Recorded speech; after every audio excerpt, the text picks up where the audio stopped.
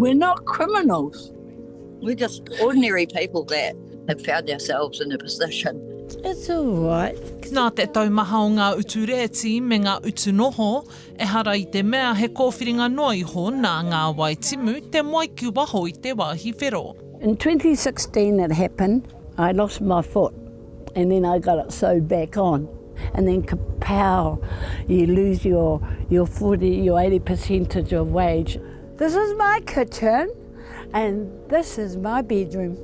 Kei Wetland Grove o tētahi a Timu e noho ana, he hapuri neke atu I te 65 tāngata e noho ana, I wainga I te rēti whare me te moe ki waho.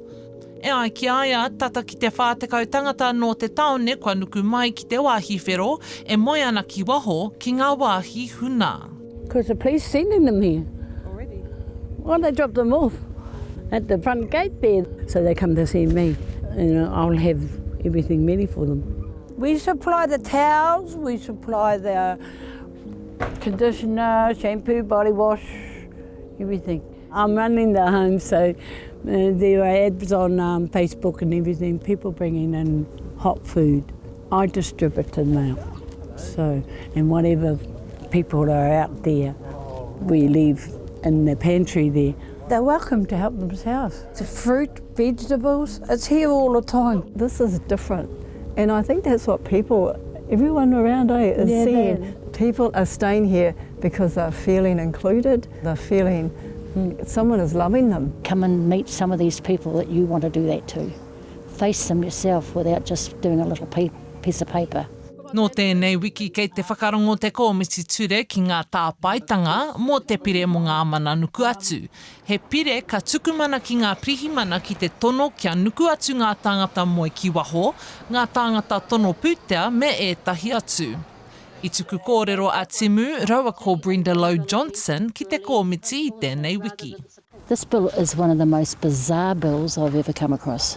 This bill has no common sense if you put 5 homeless people into jail at $210,000 a year. That's $1 million for 5 people. That is taxpayers' money. People have ups and downs and circumstances change overnight for them. And so I believe that they have to understand that. Ka haere tonu te pire ki ngā tautohetohe, te arotake, me te pōti whakamutunga ki pāremata. E tono ana a Lowe Johnson kia whakakorea. Engari ki te kore. I'd like to leave my rest home and I'd like to go and sleep on the streets until they changed it. Hora Kairangi Nicholas, Tahu News.